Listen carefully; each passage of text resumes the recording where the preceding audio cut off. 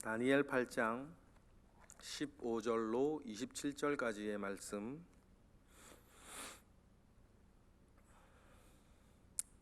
다 같이 한 목소리로 합독하겠습니다. 나 다니엘이 이 환상을 보고 그 뜻을 알고자 할 때에 사람 모양 같은 것이 내 앞에 섰고, 내가 들은즉 을레강 두 언덕 사이에서 사람의 목소리가 있어 외쳐 이르되, 가브리엘아, 이 환상을 이 사람에게 깨닫게 하라 하더니, 그가 내가 선 곳으로 나왔는데, 그가 나올 때에 내가 두려워서 얼굴을 땅에 대고 엎드리매, 그가 내게 이르되, 인자야, 깨달아 알라. 이 환상은 정한 때 끝에 관한 것이니라. 그가 내게 말할 때에 내가 얼굴을 땅에 대고 엎드리어 깊은 잠들매, 그가 나를 어루만져서 일으켜 세우며 이르되, 진노하시는 때가 마친 후에 될 일을 내가 내게 알게 하리니, 이 환상은 정한 때 끝에 관한 것임이라. 내가 본 바 두 뿔 가진 숫 양은 곧 메대와 바사 왕들이요, 털이 많은 숫 염소는 곧 헬라 왕이요, 그의 두 눈 사이에 있는 큰 뿔은 곧 그 첫째 왕이요. 이 뿔이 꺾이고 그 대신에 네 뿔이 났은즉 그 네 나라 가운데에서 네 나라가 일어나되 그의 권세만 못하리라.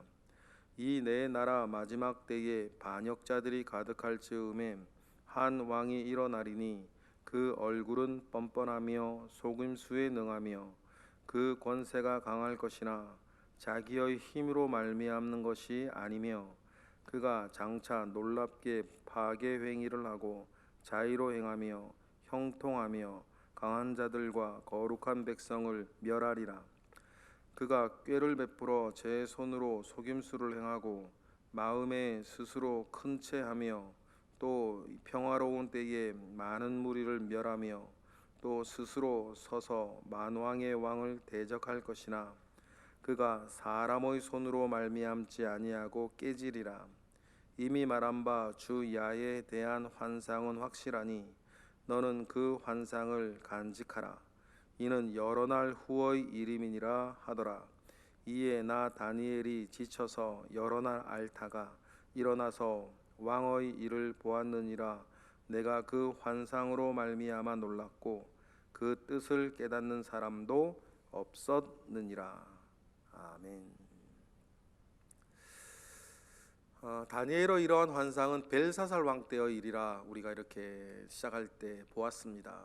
벨사살 왕이 누굽니까? 바벨론의 마지막 왕입니다.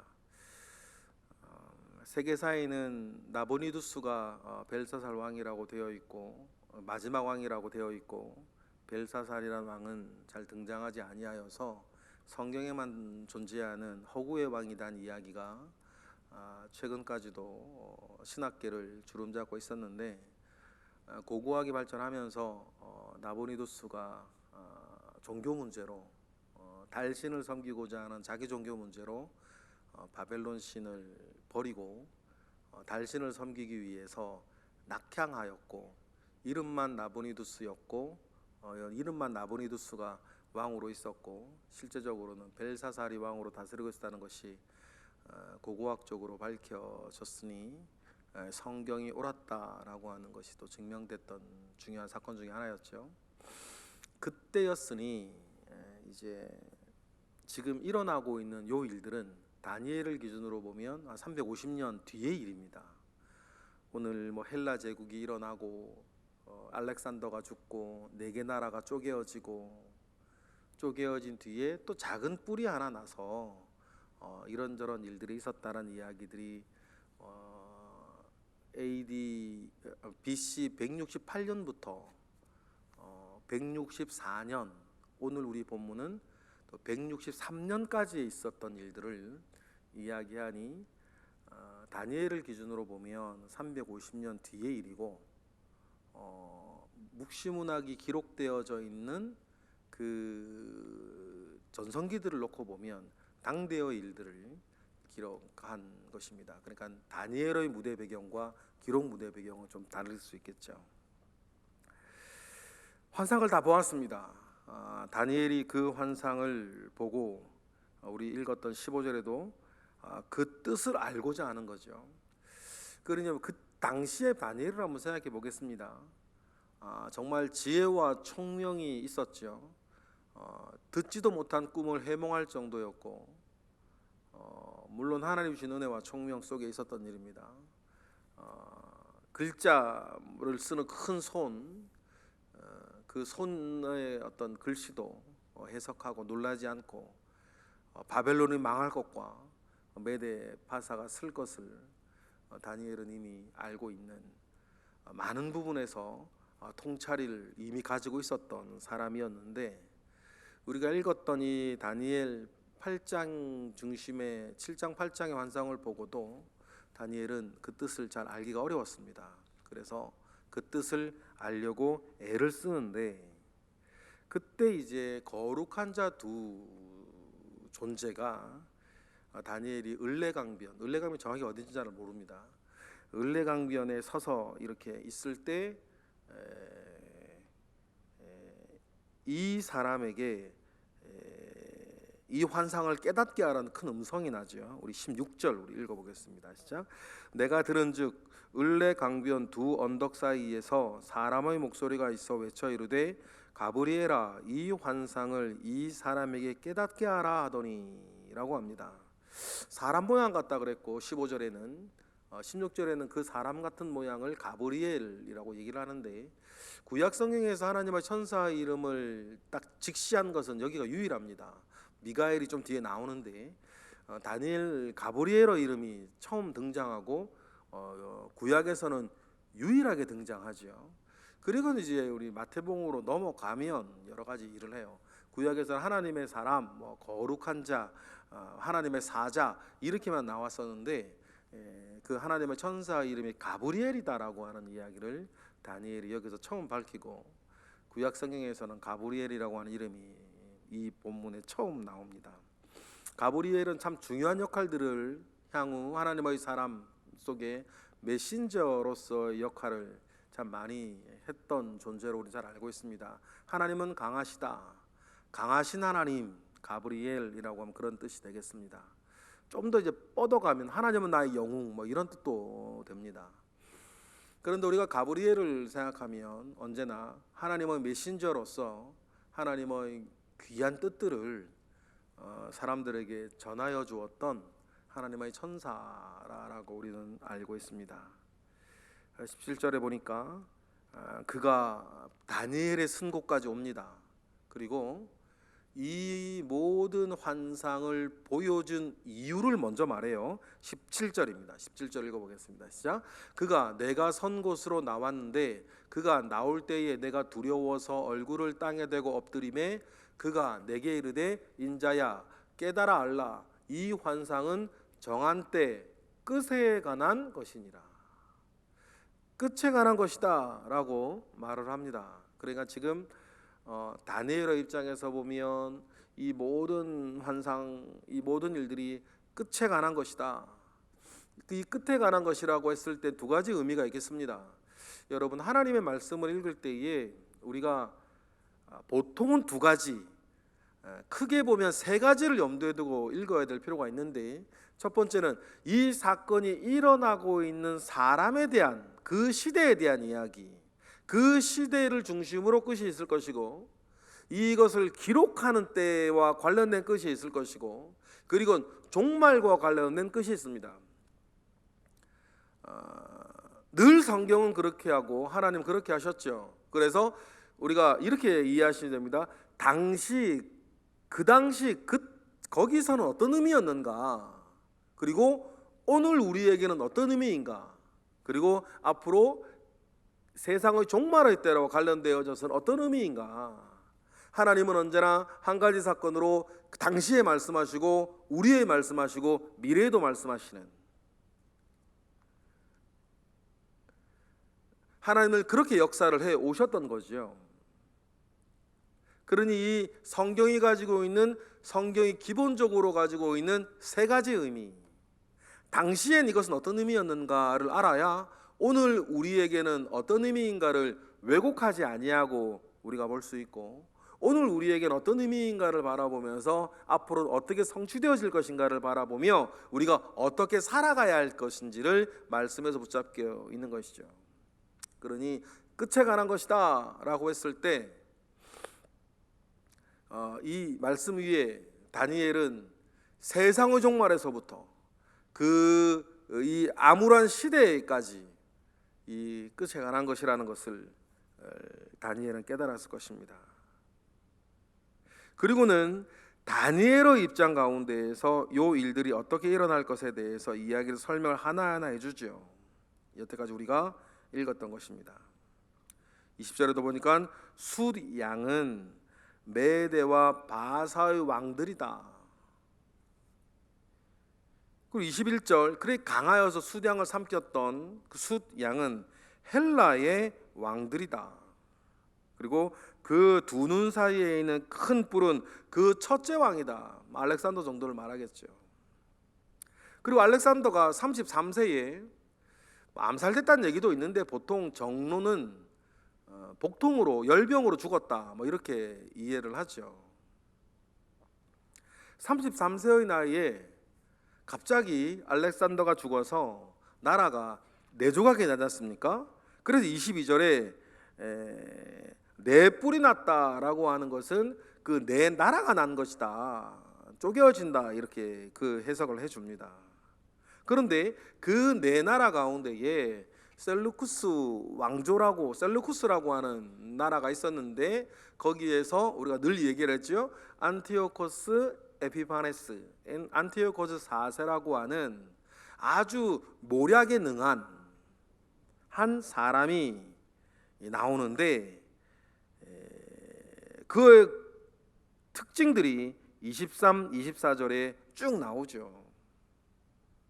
막 뻔뻔하고 속임수에 능하고, 그는 권세가 강하나 자기의 힘으로 말미암은 것이 아니고 자의로 행하고 파괴적인 행위를, 거룩한 자들과 강한 자를 멸시하며 이렇게 살아가는 한 사람이 나올 것인데, 이 사람이 성경 다니엘의 배경 가운데에서는 적그리스도의 표상처럼 이렇게 등장하게 될 것을 이야기를 합니다. 그런데 이 사람에 대한 이야기도 끝에 관한 이야기 아니겠습니까? 그런데 이 사람이 어떻게 됩니까? 우리 25절 읽어보겠습니다. 시작. 그가 꾀를 베풀어 제 손으로 속임수를 행하고 마음에 스스로 큰 채하며 또 평화로운 때에 많은 무리를 멸하며 또 스스로 서서 만왕의 왕을 대적할 것이나 그가 사람의 손으로 말미암지 아니하고 깨질 것이다. 그가 사람의 손을 말미암지 않고 깨진다라고 하는 말까지도 이 사람에겐 정확하게 이루어지죠. 왜냐하면 이 사람이 화병으로 죽거든요. 화병으로 역사책에 기록되어져 있는데 어떤 정신병이 아니겠는가 추측을 많이 해요. 그렇게 놓고 보면요, 이 에피파네스의 마지막을 보면 화병으로 죽을 만하죠. 어제 말씀드렸나요? 이집트를 막 공격을 합니다. 그래 거의 이길 상황이에요. 그런데 이집트가 큰 돈을 들여서 로마의 라에니스라고 하는 장군을 이렇게 로마에 이렇게 도움을 요청하니 병력도 아니고 호위병 명명 데리고 온 이 라이나스라고 하는 장군이 그냥 군사를 물리라고 명령하지 않습니까? 잠깐 시간을 달라고 얘기를 하는데 자기가 앉아있는 의자에 원을 걸어놓고 네가 이 원을 벗어나기 전에 결정하라.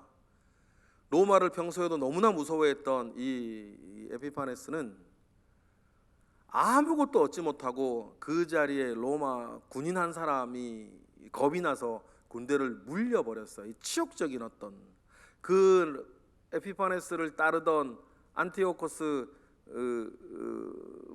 에피파네스를 따르던 장군들이나 군졸들 사이에서 자기 체면이라는 게 뭐가 되겠어요?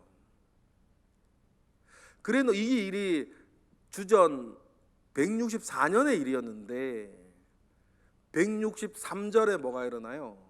그가 죽는데 그 사이에 돌아오는 길에 막 예루살렘에 막 핍박 엄청 이렇게 막 박해를 하다가 마카비 가문에서 혁명을 일으킬 때에 이들의 에피파네스의 군대가, 안티오코스 에피파네스의 군대가 유대인에게 지지 않습니까? 또 피지베민의 군대에 져요. 그래서 이스라엘 입장에서는 성전을 회복했다 그래서 수전절도 이때 생기고, 마카비라고 하는 집안을 중심으로 이스라엘 잠시 독립을 이루는데, 이스라엘 입장에서는 수전절도 나오고 독립을 이루 참 좋지만 안티오코스 4세의 입장에서는 치욕적인 거죠. 그래서 이 사람이 결국 몇 개월 더 살지 못하고 화병으로 죽어요. 그러니 우리가 읽었던 25절 이 말씀처럼 사람의 손을 말미암지 않고 깨어져 버리는 거죠. 여러분, 우리가 다니엘서에서도 느부갓네살의 이야기를 우리가 알고 있습니다. 그 위대한 왕이, 느부갓네살은 이 안티오코스 4세와 비교할 수 없을 정도로 정말 큰 인물이었죠. 그는 정말 큰 인물이었어요. 능력도 유능했지만 자기가 잘못되었다는 것을 알았을 때는 딱 이렇게 사과하고 하나님 인정할 줄 아는 정말 큰 사람이었죠. 그런 위대한 황제, 바벨론의 전성기를 이끌었던 황제도 하나님께서 역사하시면 가지고 있으나 자기 것이 아닌 것과 같이 7년의 때가 차도록 수화광이라고 하는 정신병에 걸려서 자기가 짐승인 줄 알고 바벨론 모든 것을 이루고 모든 것을 가진 황제였음에도 불구하고, 그러면 다 가지고 있음에도 불구하고 하나도 자기 것이 아닌 짐승처럼 밖에 나가서 풀을 뜯어먹고 사는, 하나님께서는 언제든지 그렇게 하실 수 있는 것 아니겠습니까? 누구에게라도. 그러니 여러분, 이 보잘것없는 인간 중에 이 악한 사람이 안티오코스 4세 같은 경우에도 화병으로 죽는 그 일들을 하나님께서 역사하시는 거죠. 이 환상을 다니엘이 보고 다니엘이 남긴 글을 그 당대의 하시디미한 익명의 저자가 완성해 나아갈 때에 이 모든 것을 이루어 나아가신 하나님의 역사를 바라보면서 당시 가장 어두운 시대를 살아갔던 그 주님 태어나기 100년 전의 그 유대인들 가운데에서는 여호와 신앙을 붙잡고 지금의 모든 어려움들을 이겨내게 살게 하는 데에 큰 소망이 되는 것 아니겠습니까? 여러분, 이러한 소망은 그 당시의 사람들에게만 있는 것이 아니고 우리도 마찬가지다. 개인적으로나 우리 주변을 봤을 때 암울하고 힘들고 어려운 역사 가운데에서 하나님께서 하시면 하시는 거 아니겠습니까? 그래서 가브리엘의 이름을 밝혔는지 몰라요. 여호와는 강하시다. 강하신 여호와 하나님. 그는 마음 먹으시면 못할 것이 없는 강하신 분이시니 그 하나님을 붙잡고 살 것을 우리에게 이야기하십니다. 그리고는 26절처럼 강조하시고 도장을 찍어주시죠. 26절 읽어보겠습니다. 이미 말한 바 주야에 대한 환상은 확실하니 너는 그 환상을 간직하라. 이는 여러 날 후의 일임이라 하더라. 다니엘 입장에서는 그렇죠. 여러 날 후의 일입니다. 다니엘의 입장에서는 다니엘의 시대가 BC 500 한 이때의 일이 BC 한 500 10년경 510년경 일이라고 한다면 다니엘의 입장에서는 350년 뒤에 여러 날 후의 일 아닙니까? 그러니 간직하라. 무슨 뜻일까요? 간직하여서 전해 주라. 누구에게? 이 일 가운데 고통받고 있을 사람들한테 이 일을 간직하여 전하여 주어서 이 일들이 일어날 때에 어쩌다가 일어난 것이 아니라 우연히 일어난 것이 아니라 그 안티오코스 4세의 죽음까지도 하나님께서 다 역사하시는 일이라는 것을 모든 사람들이 알게 하라는 뜻 아니겠어요? 우연히 일어나는 것은 없습니다. 하나님께서 주관하고 계심을 믿습니다. 참새 한 마리가 이 땅에 내려왔는 것도 천부 하나님이 허락하지 아니하시면 내려왔는 법이 없다 그랬습니다. 여러분, 그러니 오늘 우리도 우리 주변에 일어나는 모든 일들 가운데에 하나님께서 하시는 일을 볼 줄 아는 저와 여러분 되시기를 바랍니다. 안티오코스 4세가 그렇게 핍박을 할 때에도 여러분, 얼마나 힘든 일들을 이스라엘은 겪었어야 했겠습니까? 그러나 이 모든 것들이, 이 모든 일 뒤에 하나님의 역사하시는 하나님의 일이 있다는 것을 다니엘서는 참 힘들고 어려운 때를 살아가고 있는 사람들에게 알려주는 거죠. 역시 우리에게도 동일합니다. 우리가 살고 있는 모든 일 뒤에는 하나님이 하고 계시는 일이 있다는 것을 여러분, 우리는 꼭 기억하시고, 다른 것 붙잡고 다른 것 의지하지 아니하고 믿음의 주에 온전케 하시는 예수 그리스도 붙잡고 승리하시는 우리 모두가 되기를 주님의 이름으로 축복합니다. 기도하겠습니다. 할렐루야. 하나님, 감사와 영광을 올려드립니다. 모든 일 뒤에는 하나님이 계심을 믿습니다. 하나님 아버지로부터 말미암아 일어나고 있는 선한 일, 이루어지고 있는 하나님의 선한 일이 있음을 믿습니다. 하나님은 강하신 분이고 모든 걸 주관하시는 분이고 모든 일 속에서 자신의 뜻을 이루어 가시는 분인 것을 우리가 믿습니다. 우리의 그 믿음이 있으니 온전하게 하시고 그 믿음 가운데에 우리 승리하게 하옵소서. 우리도 지금 살아가고 있습니다. 우리가 살아가고 있는 모든 일 가운데에서도 하나님께서 하시는 일, 하나님께서 이루어 가시는 일을 우리 눈이 보게 하옵소서. 이 시간 드려지는 1000번째 예물 가운데 함께 하옵소서. 하나님 아버지의 크신 은혜가 우리 가운데 있게 하옵소서. 예수 그리스도 이름으로 감사하며 기도드렸나이다. 아멘.